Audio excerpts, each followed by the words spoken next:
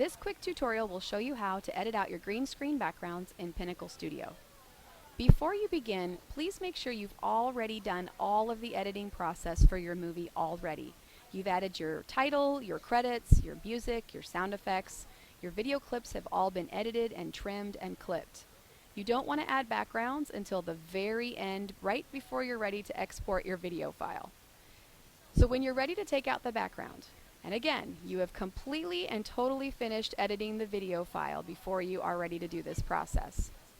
When you're ready to edit out the background, you're going to double click on the clip. Select Keyers, because this is called Chroma Key, and click on the green option. You'll notice that the background looks pretty fuzzy and gray. It's not very dark. So go over here to your settings, and the settings I recommend you look at are color tolerance, and I like to pull that all the way up to 100%, and notice how that changes the background much darker, but we still have some fuzziness over here. Pull the softness levels down a little bit until it gets totally dark, and then you may want to check with the saturation levels as well. This part of Kennedy's coat here is probably going to be a little bit see-through in the video. So if I click on saturation levels and up it just a tiny bit, you'll see that the coat starts to fill in. And I'll up it until her coat is totally filled in, and then I'll be good. If I up the saturation too high, you're going to start seeing green again. So you only want to up the saturation just enough to fill in any spots that kind of look a little bit see-through so that they're totally filled in and won't be invisible or see-through. When you're finished with your settings, click the OK button. And now you'll notice that the background is totally black. Give the clip a second to process, and then you're ready to pull in a background.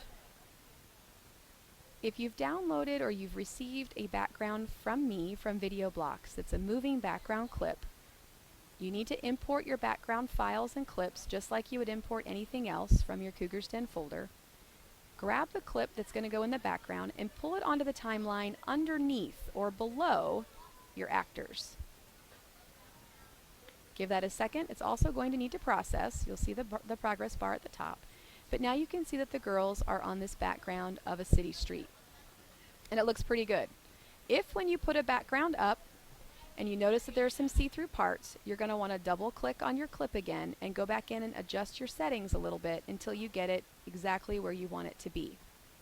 So now that this is finished processing, I'm going to take a look and see how it looks. And let's click play and test that. Okay. Looks pretty good. Alright, so some things to note about background files. Notice how this clip is not long enough to cover both of these clips. Maybe I need this background to be this long and end up here. Now if I were to click and drag out the clip, notice how it turns kind of a pinky purple. What this means is this moving background of the New York City streets is going to move, and then as soon as it hits this spot, this purple part here is going to be frozen in place. So your background is going to move, and then it's going to pause, and it's going to stay paused all the way to the end. You don't want that on a moving background clip. So don't do that. Get rid of that.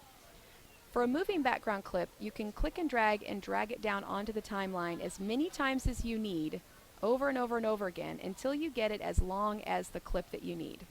You can always come in then and trim it up later on to fit the length of your clips. So now this background will stay up as long as these two clips.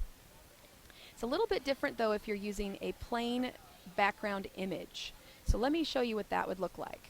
So I'm going to take out these two backgrounds really quick, and I'm going to pull this image of a cougar's paw down onto the timeline as my background. Alright, first things first. A lot of the times when you use an image for a background, the ratio of the length times the width of the photo is going to leave these weird black bars on either side of the screen or across the top and bottom. To fix that, right-click on the image and say Scaling and select Fill. Notice how the cougar paw just filled up the entire screen and it looks much nicer.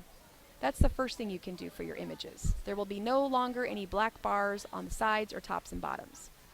It'll make it fit the entire background of the screen and look like a good background.